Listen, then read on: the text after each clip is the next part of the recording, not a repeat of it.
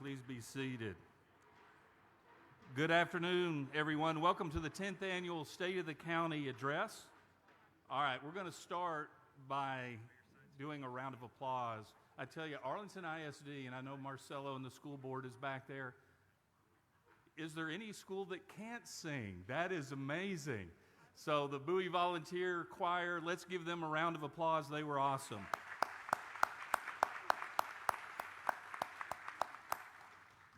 I'm Michael Jacobson. I'm President and CEO of the Greater Arlington Chamber of Commerce. Tarrant County, who we're here to celebrate today, is the third largest county in Texas. It is home to more than 2.1 million people. To put that into some context, that's more than the combined populations of Alaska, Vermont, and Wyoming. And by the way, we've been growing. We've grown by more than 17% over the past decade. Economic and community growth like this does not happen by chance. It is fueled by strong leadership throughout our community, a business-friendly environment, a low cost of living, and a whole host of positive business attributes. As individuals, we've been through a lot over the past year, each of us experiencing our own hardships during this pandemic, rallying to stay strong and taking time to also enjoy the little things, which maybe we had put aside.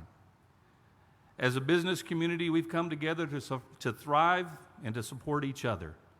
Businesses have been innovative and inventive for 14 months, navigating the waters of this pandemic. There has been no better partner during the pandemic and outside of the pandemic than Tarrant County.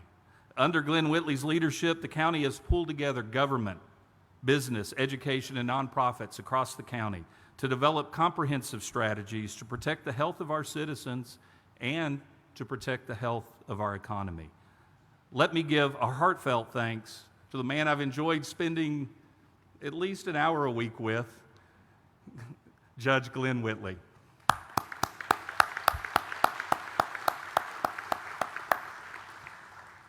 Also, let's do a huge thank you to all of our elected officials. We will put the names up on the screen for you to see here in the room and those who are tuning in on Facebook. With the pandemic and the winter storm, each of our elected officials have been tasked with so much. If you ever think you want to be an elected official, this was the year to give that second thoughts. But each of them have been tasked with so much, especially those on a local level.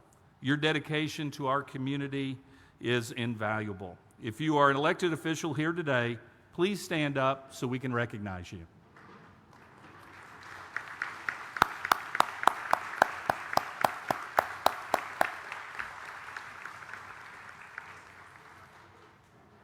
On March 2nd, Governor Greg Abbott announced the opening of Texas businesses, and with his green light, Arlington and Tarrant County were home to the only Major League Baseball park that opened to full capacity on opening day.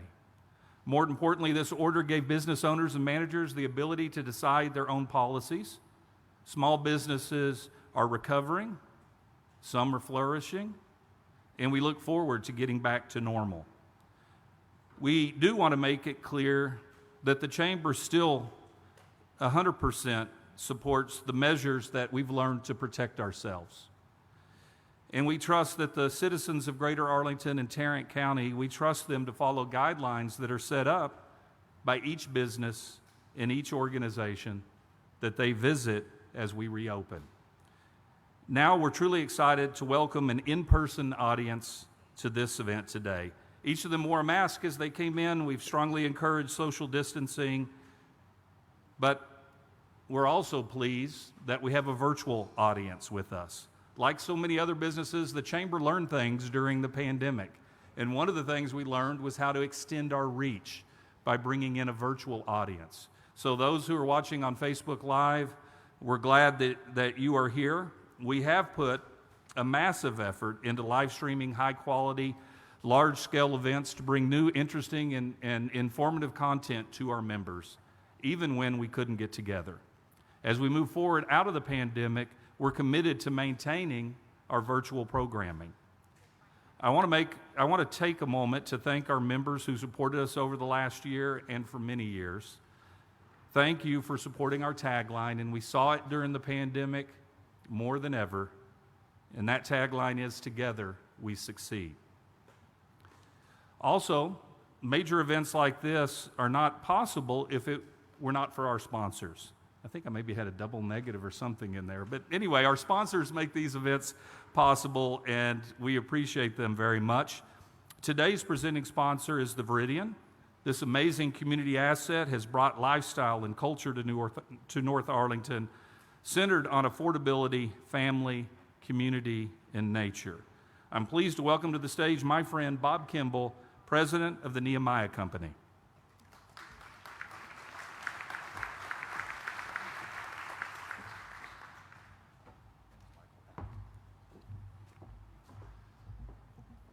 Viridian is a team of hundreds of people, and it's a public-private partnership to take some old floodplain that was producing $300,000 a year in tax flows. It crossed the $1.1 billion mark in value this year. It's growing at over $200 million a year in value at this point, and will be in 5 years at $2 billion, and at the end of the tax increment zone will be closer to $3 billion when it's finished.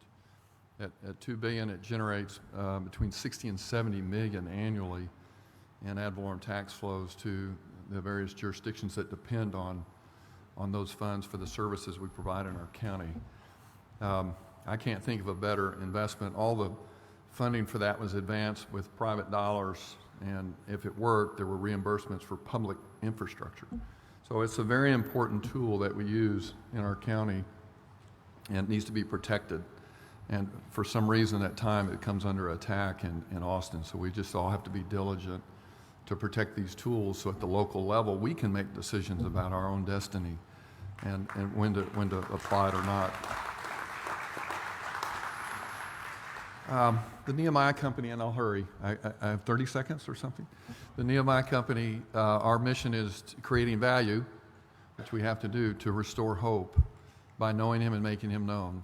Please hold us accountable to that. The Nehemiah Builds Foundation, because of the growth of Viridian and other things we're doing, is growing, has its own staff and team.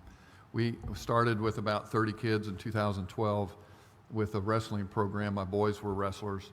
We had 80 children in that program this year. They are the class of the wrestling league in the state of Texas. They used to be the Bad News Bears. It was awful. They now have their own transportation and their own gear and their coaches and a full-time life coach. And this year, with your help, we're looking to some foundations to come alongside us.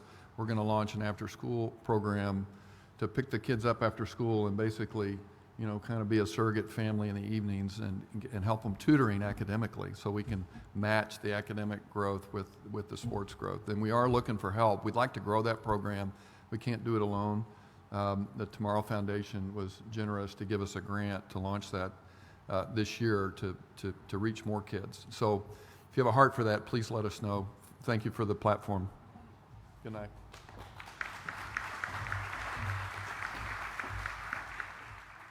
Thank you, Bob. And we all know Bob has a lot to say. And he's one of the most passionate, kind human beings you could ever run across. And we'd all sit here all day and listen to Bob if we could. And let me say, I do want to thank everybody, and he mentioned, but I'll mention again, we're all happy to see Carrie and the recovery that she's made. Let's give a round of applause. Our co-presenting sponsor for today is CHS Architects Oak Hollow Group. We have a special message from them highlighting one of the available commercial properties that happens to be near the Viridian community. CHS Architects and Oak Hollow Group are proud to be co-sponsors of the 9th Annual State of the County Address. Since 1984, CHS Architects has provided award-winning creative design and architectural services for mixed-use retail and office, financial, hospitality, religious, and institutional facilities. There are currently 2 projects in Arlington that deserve special recognition: Main 7 Urban Villas and Water's Edge at Viridian. Let's quickly look at both projects. Main 7 Urban Villas represents luxury in the heart of downtown Arlington, near Abram and Cooper. This exclusive development showcases 53 luxury townhome units ranging from 1,500 to 2,600 square feet in 2- and 3-story residences. Main 7 was designed with a strong walkability score, a measure of how accessible an area is for pedestrians, taking into account nearby amenities and points of interest, all parts of the expanding downtown scene. The Main 7 community will have common areas second to none, with green spaces and sculptures throughout. CHS Architects, Oak Hollow Group, and Savannah Developers are proud to invest in downtown Arlington luxury living. The second project, Water's Edge at Viridian, is a project of Oak Hollow Group. Located on Collins near the main entrances to Viridian, Water's Edge is a lifestyle town center. Water's Edge is North Arlington's retail, restaurant, and office destination, highlighted by waterfront views, rooftop patios, along with 200,000 square feet of retail space. Visit both Main 7 and Water's Edge to see the future of Arlington. Let's give Moji Haddad a round of applause. I tell you, not just these 2 projects, you can see what Moji has done around our city and around Tarrant County to not only bring businesses, but to create developments that really will inspire you, and they change the dynamics of the land around them. We're really, really appreciative to have Moji Haddad call Arlington home. We'd like to extend a sincere appreciation to all of our sponsors for today's luncheon. You make programs like today possible, so let's watch this video. Thank you for joining us for the State of the County Address hosted by the Greater Arlington Chamber. Today's event is made possible because of our sponsors. Our presenting sponsor today is Viridian. Our co-presenting sponsors are CHS Architects and Oak Hollow Group. Our gold sponsors are Texas Health Arlington Memorial Hospital and the City of Arlington. Our silver sponsors are J.P. Morgan and the University of Texas at Arlington. Today's bronze sponsors are listed below. Thank you so much to each of you for your support of the Greater Arlington Chamber and the State of the County Address. You make this possible. Together, we succeed. All right, let's give all of our sponsors a round of applause. And the important thing that I want to stress is that their support goes far beyond this event. It's their investment in an event like this that provides the Chamber with the resources that we need to be able to do the work that we do and provide the highest level of service to our members. So whenever we have sponsors, just keep in mind it's not just about the event, and I know they're excited to be a sponsor of that event, but they're also investing in each of us and each of our members so that, again, we can bring that kind of quality service to our members. So thank you again to our sponsors. Now, to introduce Judge Whitley, please welcome the Chair of the Chamber of the Board of Directors and Chief Financial Officer for the Texas Rangers, Kelly Fisher.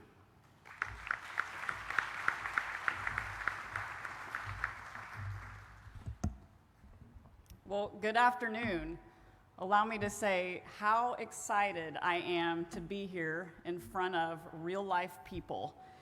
It's amazing. And if there's one person that we know for sure was certainly instrumental in making sure that could happen and making sure that our businesses could be open and that we could have fans in the stands, thank you. That is certainly our very own Judge Whitley. So I am so excited to get to introduce him today. And I think we all know that his ties to Tarrant County and to Arlington specifically are really strong. He is a proud graduate of, you've got just 2 seconds, just 1 second. He is a proud graduate of UTA.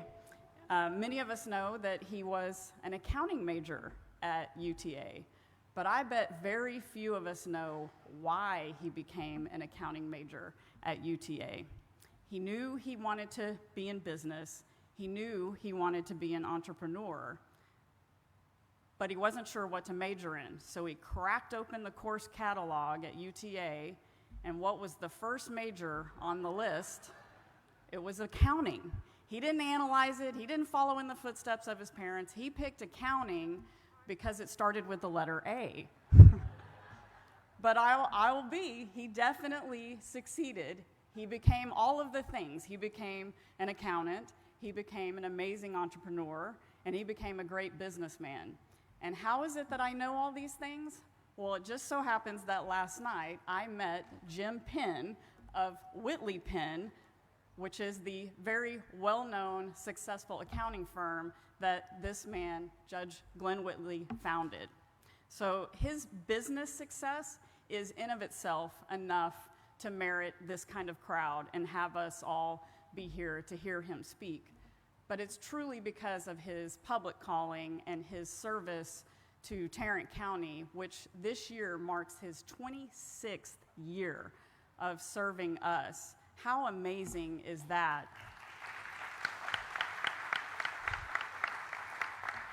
So we are so lucky that you chose a second career after Whitley Penn. And by the way, he's also a great orator, so let's quickly get to him. Please help me welcome him to the stage. Thank you very much, Judge Glen Whitley, everybody.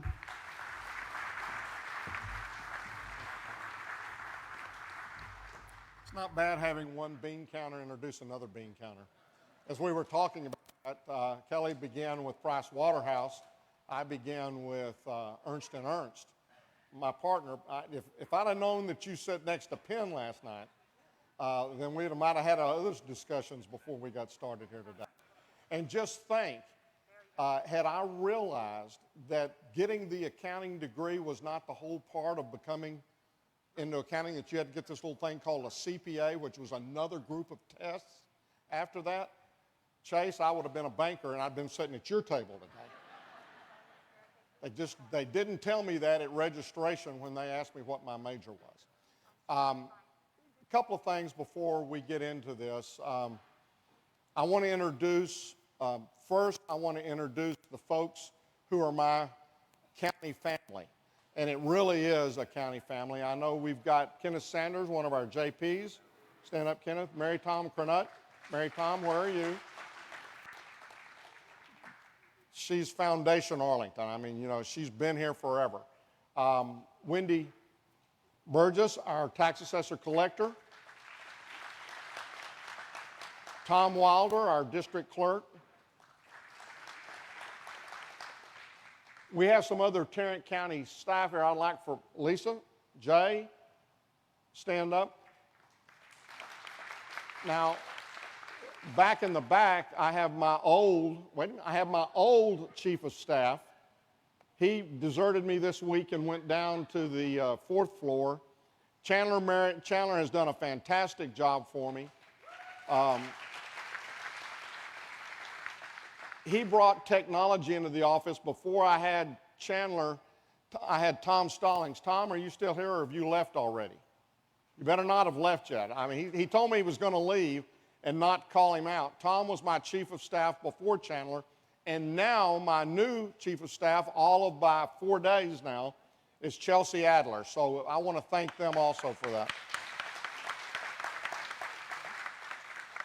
If you haven't met Chelsea, please do so afterwards. Chandler's the past now, so don't worry about him. Just, you know, Chelsea's the one that will help me out. Now, the last two people I want to introduce are my partners on the Commissioner's Court. And we work very closely together, and I will tell you that over the last year, we have all really dug in to work in different areas. And Roy and Devin have worked very, very hard in the rental assistance and in doing a lot of the things to try to help our people recover from what this pandemic has meant. So I want Roy and Devin, please stand and let us thank you for everything that you've done. Now, as Kelly mentioned, I've been doing this for almost 26 years. And before that, for almost 20 years, I was in the accounting profession. But my wife, Brenda, has been with me for the whole this year makes 45 years. And she deserves, there will be a special place in heaven for her, I can guarantee you. Her comment to me regularly as I leave, especially this last year, is don't be snarky. And, you know, 2 or 3 years ago, we experienced a little bit of my snarkiness when somebody decided to leave a little early. But this too shall pass, and it did pass. So it's, you know, it's one of those things where it's been fun. And, you know, while I didn't sign up for what this last year brought me, I will tell you that it was something that I knew was in the job description. It had just never been exercised. And I made it through the last year or so with a lot of help from a lot of people. And we're going to talk a little bit about that today. But if you've been here before, you know I always recognize the veterans. So if you're a veteran, I want you to stand up at this time.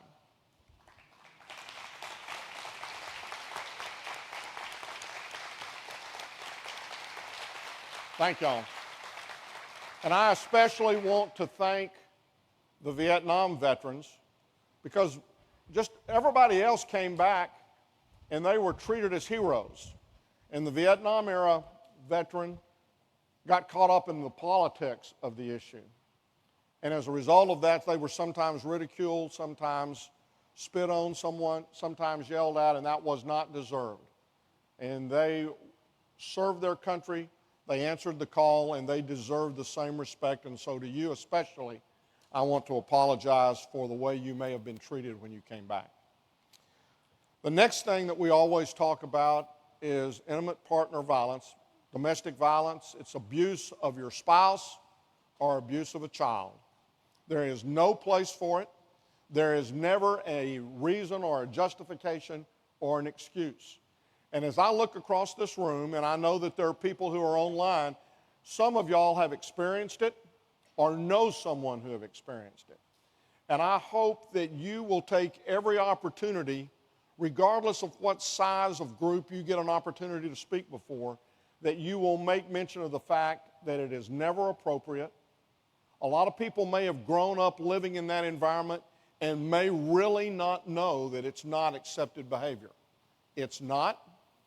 And we need to do something about it. And I've said that for many years. And then we got a DA who said, yeah, well, if they want to continue to do it, Sharon's just making sure we know about this, that if they want to continue to do it even after we've told them not, that she will take care of prosecuting. And so we gave her probably 2 or 3 budgets ago an intimate partner violence unit. And we're serious about this. So if you know somebody, I would advise them that they need to make sure they stop it if they're the abuser. And if they're the abused, I hope you will tell them about it and we can get them back on, we can get help for the abused and we'll get help for the abuser too. It just may be in an orange suit and somewhere behind bars. The other thing that I have got to do this year that we haven't done before is to thank Jeff Williams.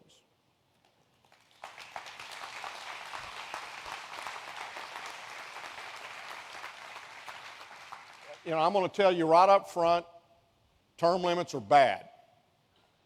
They are bad. They need to be done away with.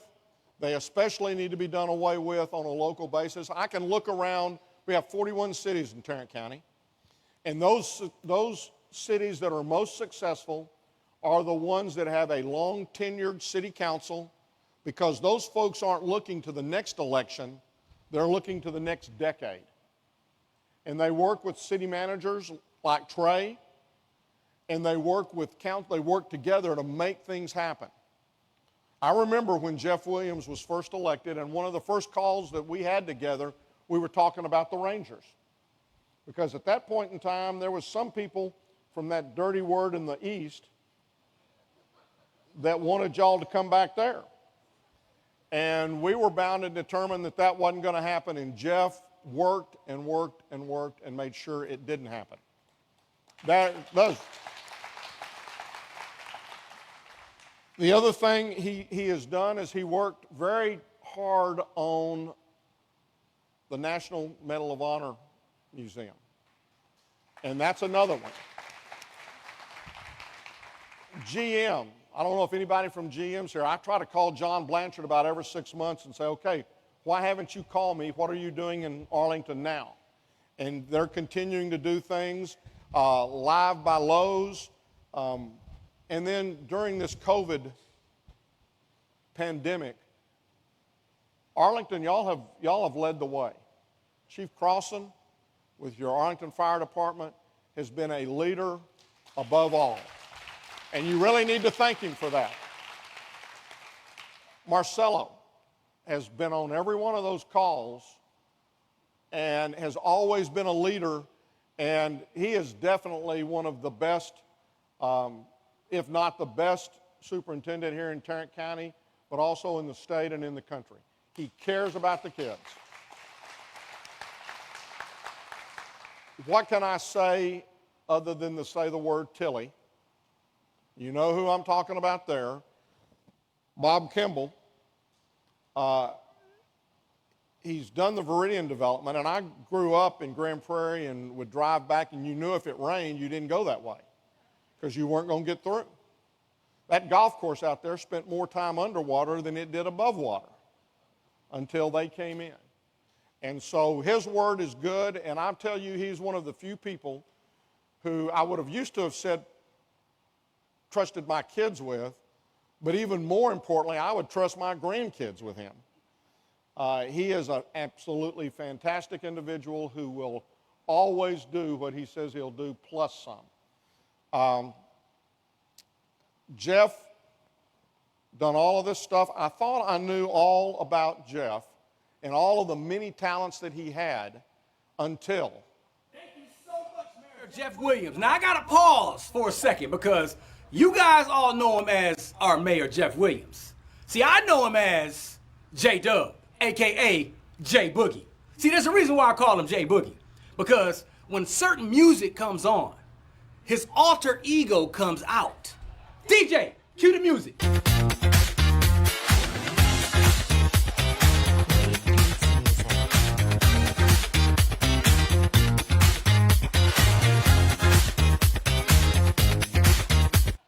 Now, we could go on and on about that.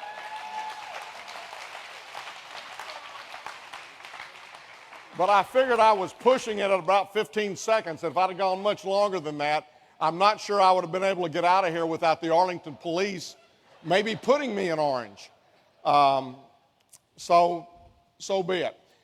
So now we're going to kind of get into where we're going with this thing today. And I'm going to talk about a lot of stuff, and I'm going to try to go through it pretty quickly. And I would hope that I have time to answer questions at the end, but I wouldn't hold my breath. Census. You know, that kind of got cut short. We thought we were going to be doing an awful lot toward that.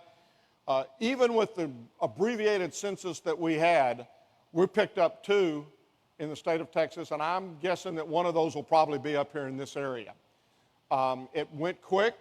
That will make us 38 representatives, 2 state senators, so we'll have 40 electoral votes in the next set of elections. I would have loved to have just skipped this whole section, but I couldn't quite figure out how I could do that. But what I will tell you is that as a result of this, I have gotten to know a lot of y'all much better. Now, that was the other thing that I was going to kind of mention. We've all heard about this 80-20 rule, you know, where it'll be 20% of your clients will supply 80% of your revenue, or 20% of your clients will be the 80% of the problems. Today in this room, we have 20% of the people in this room today are elected officials. So I'm just going to let y'all figure out in your mind what you think about that and what 20%, what 80% we're doing. But I want to thank all of the elected officials because this last year we have collaborated and we have worked together. And that's the success, I think, that Tarrant County has always had. I've had an opportunity, as has Jeff and others in this room, to travel outside of Tarrant County, maybe within the state, maybe within the country. And it's not that way everywhere else. And they are absolutely amazed at the fact that we collaborate and work together to get things done as opposed to working contrary to one another. That's been the one big asset for the year. Here is the latest slide. Now that was as of, today's Thursday, so this would have been as of Tuesday. We have now delivered over 1.2 million vaccines. We have about 21% of our population that has received both vaccines, about 25%, and Vinny's here, he'll tell me, or 28%, I guess, that have received at least one. Folks, that needs to be a lot higher. It really, really does. There's a lot of stuff going on. You hear a lot. It's just one of those things where we've worked together, but we need to get more and more people out to get the vaccine. Demand has been low. I mentioned something about trying to actually pay people to come and get their vaccine. DA told me that wasn't a good idea, that I didn't look good in orange. And so but we're still talking with the federal government to see if we can get them to relax the law and allow us to pay people. Let me just tell you this, if we do that, I want to go back and pay everybody who's already gotten the vaccine in addition to those who are going to get it, because I don't think it's fair for all those folks who got out, got in line, did whatever they need to do to get vaccinated, and then encourage people who waited till the end. I will say that I was talking with our auditor the other day, and sometimes you don't think about the mechanics. And I thought, well, I can go down to Chase, and I guess I can say, or Bank Bank, and I can say, okay, let's look. J.P. Morgan, y'all could probably give me 2.1 million $50 bills. I think Treasury might have a little problem with that. So there's mechanics that we might have to go through, but we'll figure out a way if we can get permission to do that. The other thing about the vaccinations, you see this slide up here. We had 6 basically places or hubs within that. THR, Tarrant County, the Health Science Centers helped. Fort Worth is a hub. Arlington, Dr. Simmons and again, the chief have done a tremendous job here in Arlington. And then the city of Hurst, which was really a partnership of about 14 different cities, all created these big hubs to give vaccines out of. I think we're getting near the end of the big hubs. Now your pharmacies have it. Everybody has it. We've probably got somewhere north of 120,000 vaccines sitting in Tarrant County today if we had somebody who's armed to put them in. So, as recent as a month ago, we were still trying to get more and more vaccines to come in. We need to get these because we want to get back to normal. We want to get rid of these masks, and we want to get the kids back in school full time, and that's a goal. I know that there are kids who can learn virtually. Not many. I've got a 4-year-old grandson that we used to call Happy Henry. We call him Hurricane Henry now. He's still happy, but wherever he goes, he leaves a path of destruction. And I'm just not sure virtual is going to work for him. We're just going to have to work on it. Now, the other thing that's happened, Congress just recently put out this American Rescue Plan, and there's no reason to debate whether that was a good idea or a bad idea. The ship has already left the port. Money is coming. And what we did when we saw that there was going to be money come to local and state government is we went to Congress and said, let's do it a little bit differently than we did it in the CARES Act. For everybody, for every city with a population less than 500 or every county with a population less than 500, your money went to the state. And I can guarantee you that not much of that, a lot of that money is still sitting in the state. The money that came to Tarrant County and to the city of Fort Worth, we took the money that we got and immediately gave away about a third of it to the cities other than to Fort Worth. But where it needs to happen is locally. Bob mentioned this a few minutes ago. Local is where it's going on. All the services, or 99% of the services you get that you may think come from the federal government or the state government, come from cities, come from counties, come to schools. So immediately upon hearing that it was going to be, that there was going to be money set aside for state and local government, we began lobbying the folks in D.C. to take the cities and the counties portion and send it directly, all of it directly, to the cities and counties, and not have a floor on a population. As I said earlier, we got, and that's the, if you look up there, you look at the 100, it's hard for me to say billion. I'm getting used to it. But $130.2 billion, I don't know that I don't have a little pointer on there, but you see it up there. That's split equally. Half of it, 65.1 goes to cities, 65.1 goes to counties. Every county in this country will get their money divided based upon population. Loving County, which is the smallest county not only in Texas but in the country, will get $33,000 because it's going directly to the county. Tarrant County is going to get about $407 million. All the Tarrant County cities this time are going to get 473. Arlington is going to get about 85. And all combined, Tarrant County, county and cities will get somewhere in the neighborhood of $881 million. Half of it will come in the next couple of weeks. The other half will come 1 year from now. What we're going to try to do, and we've already begun some of the conversations on our calls, is I'm hopeful that we'll work together. The last time Fort Worth had their programs with their money, we had our programs for all of the other cities.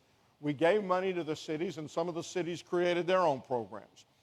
Our goal here is to get the money out to the people. You know, I will tell you that one of the things that we knew as we were closing businesses down and as we were doing things is that it was having a ripple effect on our people. You know, that was one of the hardest things. We can go back to domestic violence. So we're shutting businesses down, and so what are those abusers doing? They're now confined to home. Well, that's not necessarily the place you want them. And so we knew that domestic violence was going to go up. We knew that a lot of that was going to go on, and we were trying to figure out a way to help. With this money that's coming out now, it's coming directly to us. I hope we put it in one big pot. We will protect the money that Arlington puts in, and the county will match that, and that'll be spent in Arlington if we can get this to happen this way. Now, this is not definite. I'm still working on that, but I can guarantee you I've got partners like Arlington and like some of the other mayors that you heard mentioned earlier that are going to work toward this so that we have one consultant that's looking at helping us to spread that money instead of each one of the 41 cities and the county having someone, and we end up spending a lot of money on consultants' fees and not as much money on getting it back out to the people. Now, you know, how can this money be used? It can be used as small business grants. It can be used for rental assistance. Our goal at the county, we've said over and over again, is to get as much of the money in the people's hands and not try to do a lot of, you know, programs just for the sake of doing programs at the county level. There's some things we're going to look at doing, but the key there is to help the people who've suffered most by this pandemic. It will be used to help lost revenue because several of the cities have had to go into their reserves to be able to pay for things. You've got cities that are well managed here in Tarrant County, so, you know, most of them didn't have to do anything with the tax rate. The other thing that we did, and this was with the CARES money, so this is not with the money that's coming, this was the money that we got the first off. We did rental assistance. Lisa, as I mentioned earlier, Devin and Roy and a bunch of folks were very involved in that, in the rental assistance program. Your non-governmental organizations, we worked with Catholic Charities. I think Tilly and that group got some of the money. It's been spread around. And then in addition to that, we did small business grants. And those small business grants were limited to no more than $10,000.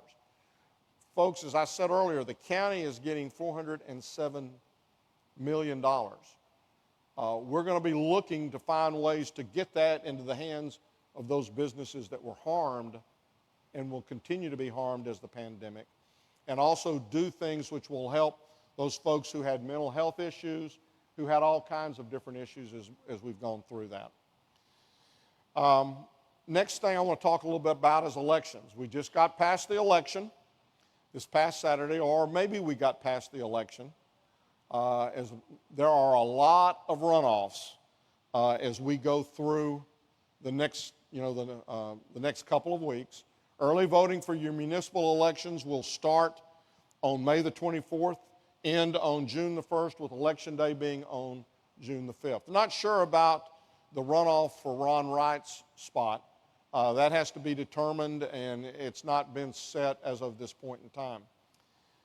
Now I'm going to go over on my usual drift of how much I appreciate what the legislature does or doesn't do. I mean, we spent 8 hours yesterday in the Senate talking about whether we could have permitless handguns attached to our side. Instead, and at the same time, they're talking about the election stuff too. And under the elections, they believe that they've got all the answers and they want to kind of take over elections. It has been done locally for centuries. I'm not even going to say decades. It's been done locally for centuries. And we know how to run an election. Occasionally we'll have problems, and we'll correct those problems and we'll get them taken care of. But some of the things that they're doing, we had Commissioner Allen brought Ray Perryman in. If y'all don't know Ray Perryman, he's a very respected economist. Oftentimes is down testifying in front of the state. He came to our court meeting on Tuesday and basically said if these election laws pass, it's going to cost us tens of millions of dollars per year in tourism and in business because of the restrictions that they're placing and they're trying to place on that. When we have a precinct that you go and vote in, that has to have an election judge, an elected alternate, and some workers. In one of the bills that's currently being discussed today, that election judge, who's a volunteer, gets a minimum. And when I say minimum pay, I think it's $7 an hour. They're potentially exposed to criminal prosecution if certain things go wrong, even if it's just a human error. So again, we need to tell our representatives and we need to tell our state senators, let the local people take care of the local business. They know how to do it best, and they'll get it taken care of. And I have the utmost of confidence in the integrity of our elections, and I feel very, very comfortable with that. Next is transportation. Now, I have been fortunate enough in the time that I have been, really even before before I'd even gotten out of college and even decided to be an accountant, I was in an organization and I was the president of it, and in the year that I was president, I was going to occasionally need a car, and so I decided I was going to go ask Tom Vandergriff for an automobile, and I was about that time 20 years old. And he told me, well, I can't give you an automobile for the whole year, but I'll give you some on the weekends. That was the first time I met him. Flash forward to 1997 or 1996, late 96, I've been elected commissioner. I walk in to meet with Judge Vandergriff and ask him if he'll swear me in. And the same lady who greeted me when I was 20 years old welcomed me to Judge Grandeville's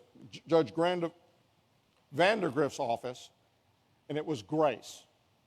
And if you ever went to Judge Vandergrift's office, you saw and met Grace. So that was my ability, and I had the privilege of serving with Judge Vandergrift for 10 years on the Commissioner's Court. During that time, I met Victor, and I asked Victor to spend a couple of hours a month, wait a minute, on NTTA, telling him it wasn't going to take much time. Moji, it doesn't take much. Moji is our representative on the NTTA now and does an absolutely fantastic job. But I asked Victor to serve on that, and he did. And so I got to know Victor and Kristen. And Kristen, what is she doing? She's serving on the development arm of the National Honor Museum, Medal of Honor Museum. So fast forward about midway through COVID, and this young lady calls me, and her name is Carolyn Vandergrift, and she wants to interview me. And so Zoom, it's amazing Zoom will work, but you can also kind of position what your background looks like. And I had a picture of Judge Vandergrift looking out the window toward the old courthouse. And I conveniently put that right there. And Carolyn saw that, and it was a moment. It was one of those moments. I have been very privileged to have had an opportunity to work with now 3 generations of Vandergrifts, and they continue to make a difference in Arlington and in Tarrant County and in the state and in the nation. So that's to say, Victor is our appointed as chair of the bond task force that we're looking at for a bond election in November for $400 million worth of transportation bonds. Now, of course, Victor's also he's currently serving as the executive director of our Tarrant County Transportation Coalition, and he's still on the Texas Department of Transportation as an appointment from Governor Perry. Arlington actually submitted, I think, 57 different projects for over $666 million worth of hopeful funding. Now, you ain't going to get all of it. The number 1 project was Great Southwest Boulevard, and you see that right there as their number 1 priority from that standpoint. And there's a lot of other projects, but we did this back in 2006. We had 5 different issues on there, 4 buildings and a $200 million, and the $200 million passed by the largest majority. I say that only to say, get out and vote in November. This is what we need. Tarrant County is continuing to grow. We've got to make sure that the infrastructure is staying up with everything that's going on, and whatever the next business will be that you and, because I know you're going to still be involved, but you and Michael and Trey bring into to this place. Another thing that we've done just recently, about 10 years ago, we started this organization, or we implemented this program in Tarrant County called TarrantCares.org. I would encourage you, if you've never visited the site, to go to it. It has 10 different units. You can see those names of those units around that, and it is in over 100 different languages. It has a unbelievably large resource library, and we just this month did it to where you can also do text. These millennials, they don't answer phone. I had to remind my son that if you punched 10 numbers on there and put it to your ear, you could talk with someone.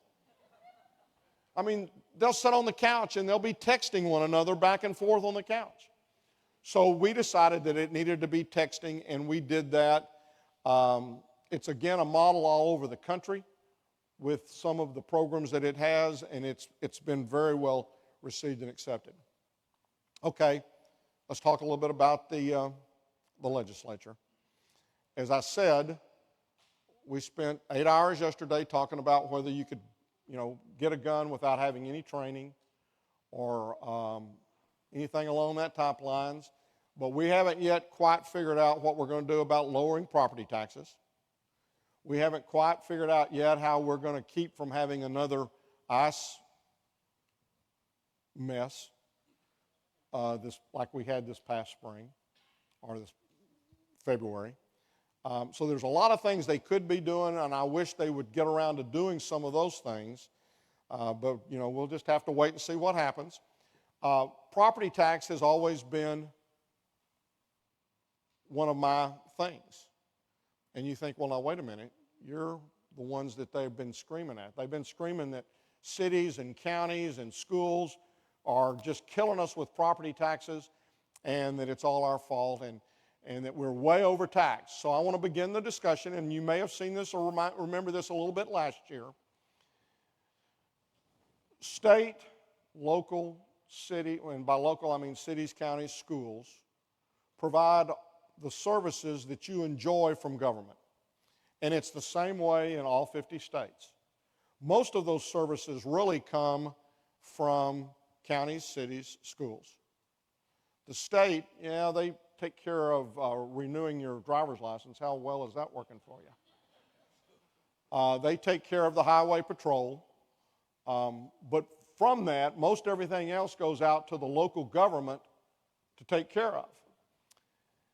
When you look at from state to state and you compare Texas to the other 50 states, we're 35th in as far as a percentage of personal income. And as far as I'm concerned, that's okay. I'm okay at 35th.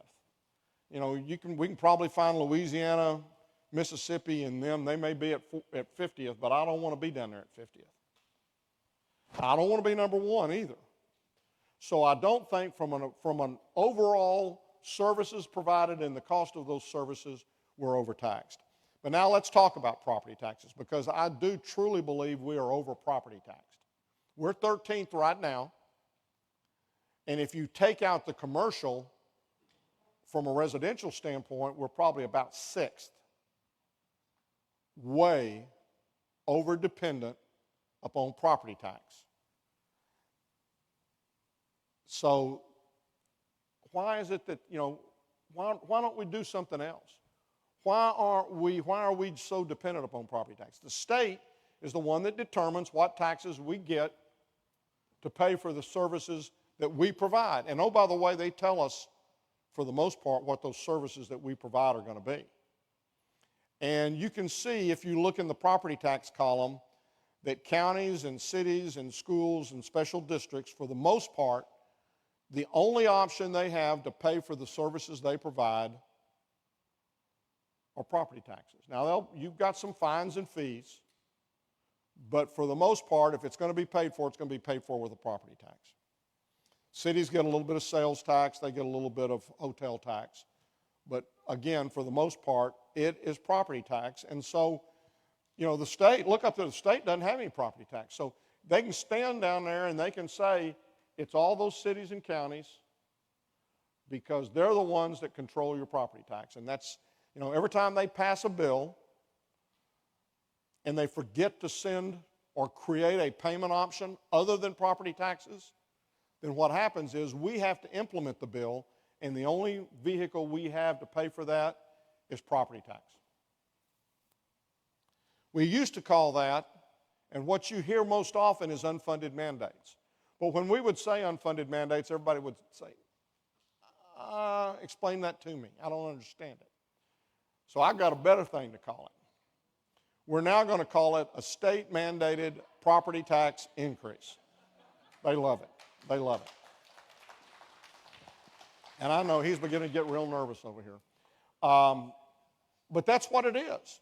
When they pass something and they don't send us the money to implement it, then it's a property tax increase. Go back to the elections. Go back to right now what the other crazy bill, besides the one that attaches liability to criminal liability to maybe some of the volunteers, they're also creating, we have vote centers. Right now, you go to Tarrant County, you can go to any voting place and you can vote. You don't have to go to your precinct like you used to have to do. You can go anywhere on election day and you can vote. Well, now they've decided that there needs to be, they take the state reps districts that are in your county, And if this particular state rep has 10% of your population, then they can have maybe 10% of the machines or 10% of the locations. And you got to have a similar number of machines in all of them. We had 300 and something different voting locations. At one point in time, the bill was you had to have the same number of machines. So that meant that what was basically going to happen in those large voting locations, we were going to have to bring those down, and we were going to just have to eliminate a whole lot of the smaller ones because there was no way we could even get, there's places we can't even get 10 machines in. So again, they're messing with things that they just, it's great out in the rural area. You got one location you go vote in. It's not a big deal. But in a place like Tarrant County where we have over 300, you're going to make huge difference. And it's going to be virtually impossible. I mean, the most popular places under the vote centers have been government buildings because there's a lot of people in there doing services anyway. And that would have eliminated them because one of our most popular was in the Plaza building downtown. A lot of people work in downtown Fort Worth, and they were able to go there and vote. That wouldn't have been able to happen under the bill that's currently being discussed. So again, but it was going to cost us an extra $500,000. Sometimes I forget why I was talking about that, but I was talking about it because $500,000 per year or per election was what it's going to cost. They weren't going to send any money, so that was going to be that much of an increase in your property taxes. Okay, let's talk about property taxes, or let's talk about all those taxes that we collect. And you see this little pie chart here, and the shades of red are property tax, and that accounts for about almost 51% of the total taxes. Now, we've got almost 30 different taxes that are assessed and collected within the state of Texas. About 37% is that green area, that's called sales tax. So in just those two taxes, I said 37, but that's the numbers over there. It's 31.68. So you put that together, so about 82% of all of the taxes collected are property taxes and general sales tax. So what about all the rest of those? Now, before I go to the next slide, I want to talk a little bit about the red. Marcella, no offense, but the 800-pound gorilla in the property taxes are schools,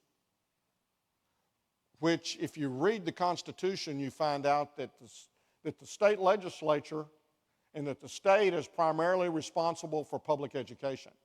But they've found a way to go ahead and let all of that go to, again, property taxes, which they claim they have no authority over.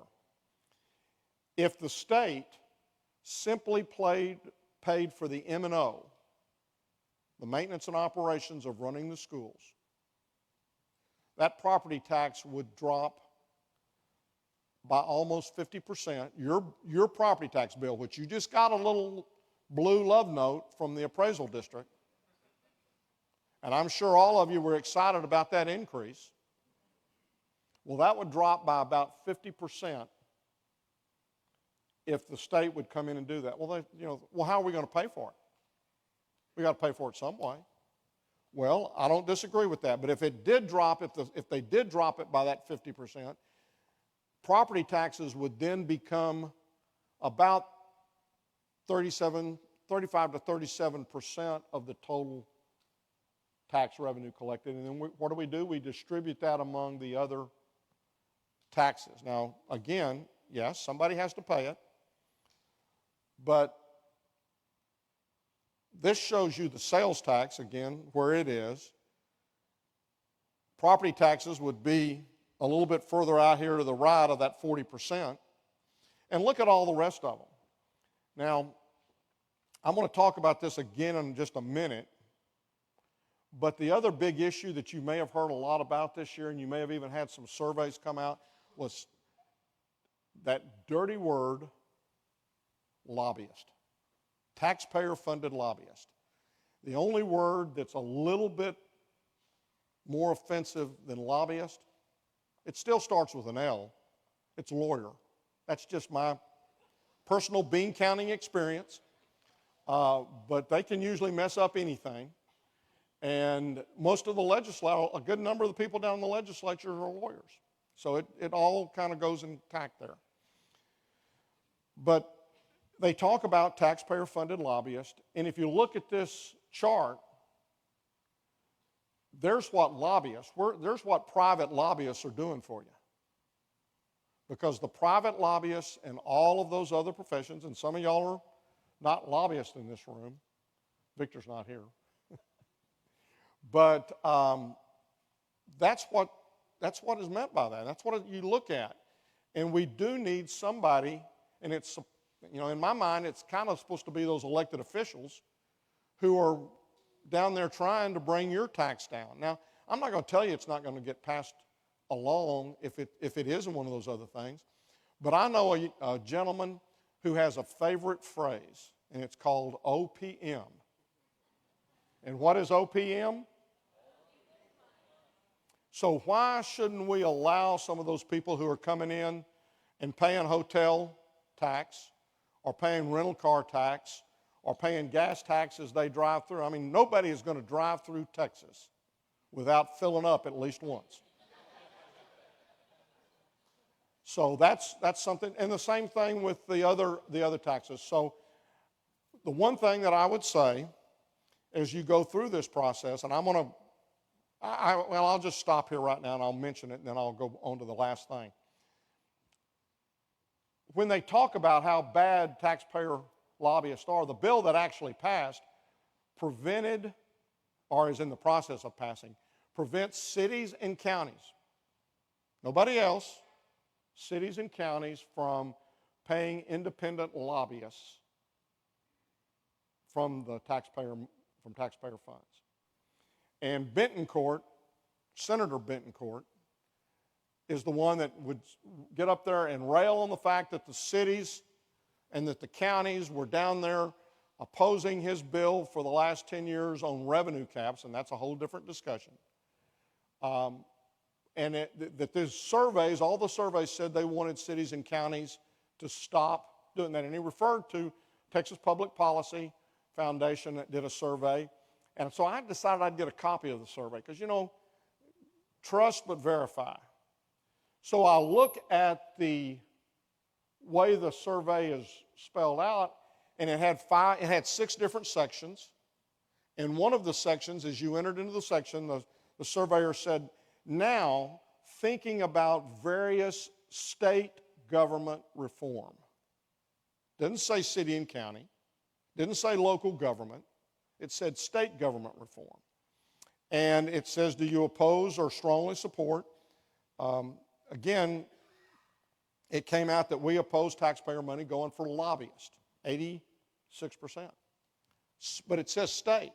The state spends $41 million a year lobbying D.C. for transportation, for health and human services, for other things.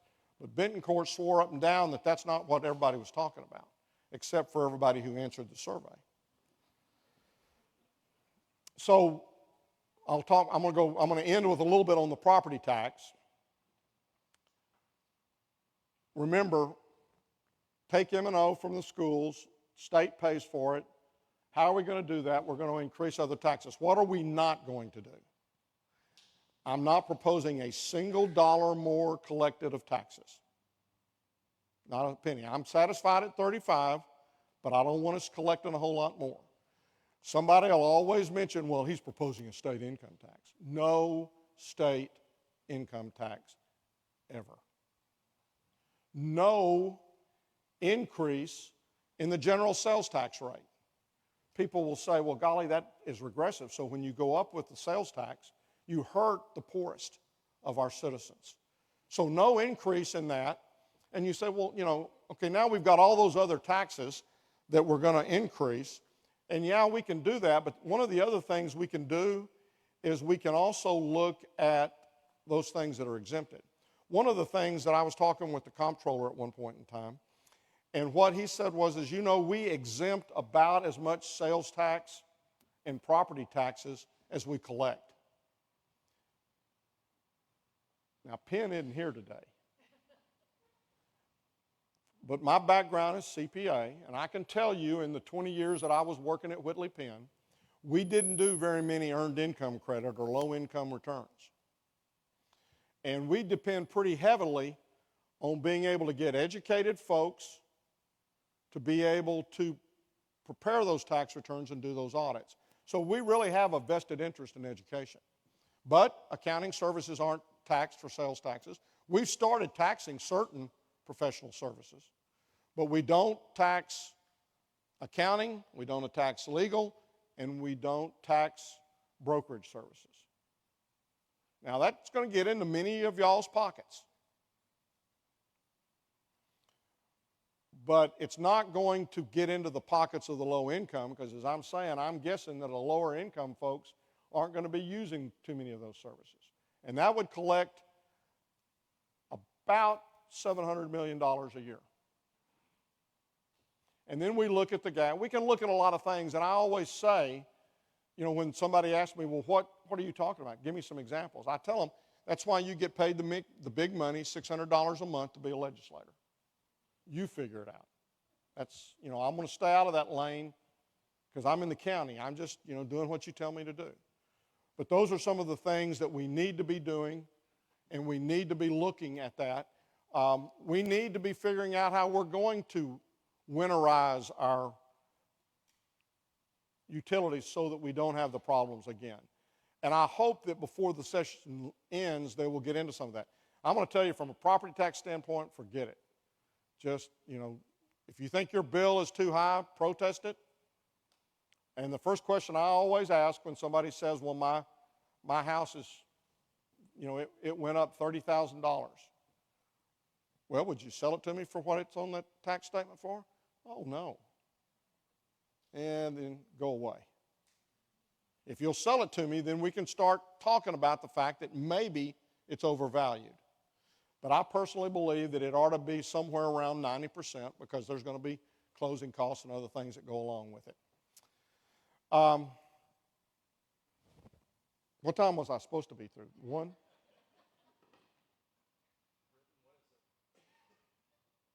Do I have some time for a question? If you've got a question, I'll be glad to answer it. Just be careful what you ask because I will answer it.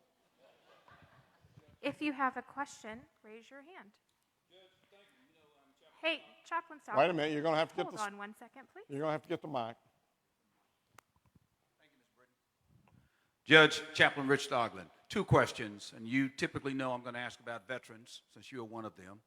And the second is the HUB program, the historically underutilized business that the state of Texas still has not done a great job. In fact, they're talking about dismantling it because it's been so terrible. And what are your thoughts on the HUB program for Tarrant County, Texas? Thank you. We need to do more. We need to try to do a better job of that. We haven't. We just need to work harder at it. I don't have as much of a knowledge as I probably should have. Roy or Devin, thank y'all for being here. Any other questions? Veterans, we've got the clinic, the hospital out on 820. We need to do more. We're looking at a retirement. We've got the retirement center or skilled nursing facility that we're going to put out there. And I think Bob either has a question or he's going to make another comment about it. Testing. My question is just, how's JPS doing and through all this? In fact, we had a conversation about this week in Commissioner's Court. We've got us our contractor. It's our project kind of manager or our anchor on this. We've said we want dirt turned quickly. We're going to start off with the medical homes and with the mental health portion of that deal. We are also very strongly working toward a mental health diversion center so that we don't take someone who is maybe just off their meds and end up putting them in a jail, which ends up just spiraling the problem. But I feel like that we are very close to really moving forward.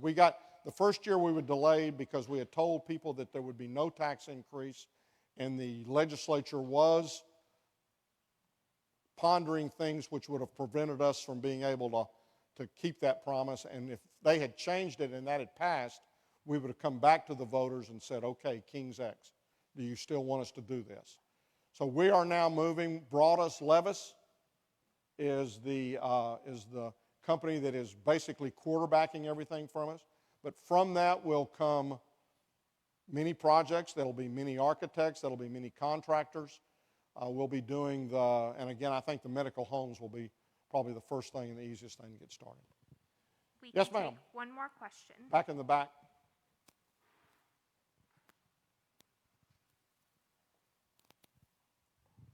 Judge, I'm Maureen Maidlow. I chair Recovery Resource Council, which is a multi-county nonprofit that deals with addiction and recovery. And I'm seeing a lot of ads for casinos and how they can help our revenue base in the state. And that concerns me when I look at the addiction issues that comes along with the casino as well as other issues. Do you have a comment on that you'd like to share? I have a comment on most everything, and my wife lets me share most of them. And when she's not here, I share all of them. But I would be opposed to that. I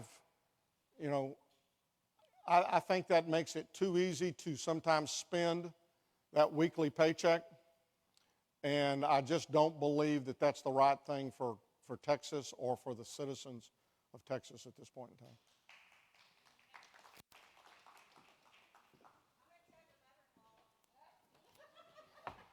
Her mother celebrated her 96th birthday last Saturday, and we've tried to she lives in Wichita Falls. We've tried to get her to move down here for over a decade, but she is about 15 minutes from Oklahoma exit number 1. And from Wichita Falls, that means you're going to the Kiowa Casino, and she's not going to get further away than the 15-minute. That's the only time she gets on the freeway. And if they had a way to get over the Red River without getting on the freeway, she wouldn't get on it.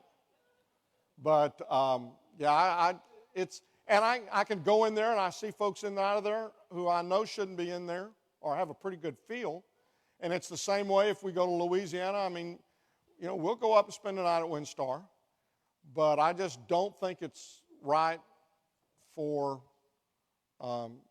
those families, and maybe that's up to them to do it, but all too often I'm afraid it's up to the person that's spending the money is not taking care of the people that are back home and are going to be dependent upon that paycheck for the rest of the week or that place to pay for the apartment. Thank you very much. You bet. Thank you. All right, a couple of things before we wrap up. One, in Texas, we are definitely passionate about policy and politics, and certainly our judge is passionate about policy. But I do want to share some good news, by the way, because the Chamber's been working hard on public policy, trying to make sure that we get policies out of this legislature that are going to continue to keep Texas vibrant and keep our economy growing. And the thing that I'm really pleased to say is every priority that we brought into this session, we're on track right now to have all of them achieved. So I couldn't be more happy that we're looking at fully funded education, fully funded infrastructure. I appreciate Senator Hancock and liability protection from frivolous lawsuits on COVID-19. And our economic development tools, there's a big vote tomorrow in the House on Chapter 313. But the good news is, while we might disagree on some things and they're critically important issues, I couldn't be more proud of the effort that we've taken over the last 2 years to move a legislative agenda forward. And it's too early to pat ourselves on the back yet, but I'm very happy that it looks like we're headed down the right path, and I appreciate our legislature for working with us to make that happen. Which does not mean that I agree with them on everything, but on our public policy direction, I'm very pleased on that, and I thank them. Let me also echo, and I think maybe Devin had to leave, but our Commissioner, Devin Allen, here for Arlington, I thank her very much for her efforts on behalf of her district, and we appreciate her very much. Lisa McMillan, I'm going to call out a staff person. I really do appreciate her work that she's done on the grants, and I worked with her, had many phone calls with her to make sure that small businesses were getting grants. I want to say this about small businesses: just because you're small does not mean the experience is small. So thank you to 1010 Collins for hosting us today. We appreciate that very much. Thank you to Prince Lebanese Grill. Again, food was delicious. We want to stress, shop and eat local. Make sure we take care of Tarrant County's owns, so make sure that we're shopping and eating locally. Thank you to our medical workers, our first responders, for just everything that you've done for us. And I want to say teachers as well, who've had just a really crazy 14 months. Let's give them a round of applause. Our sponsors, Veridian and CHS specifically, but all of our sponsors, thank you very, very much. Also, we have a new community profile and directory. There's some, I think, up towards the front. If you haven't seen one yet and want one, please do grab it. We're real proud of this, and I want to thank my staff for all the work they do to make these things possible. With that, the judge, we appreciate you very, very much, and y'all have a great day. Thank you.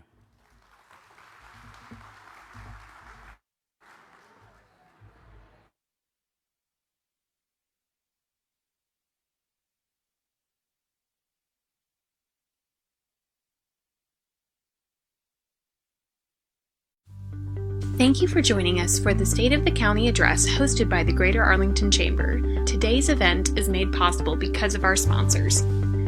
Our presenting sponsor today is Veridian. Our co-presenting sponsors are CHS Architects and Oak Hollow Group.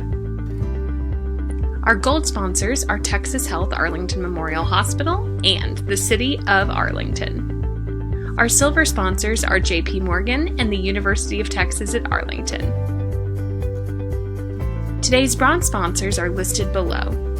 Thank you so much to each of you for your support of the Greater Arlington Chamber and the State of the County Address. You make this possible. Together, we succeed.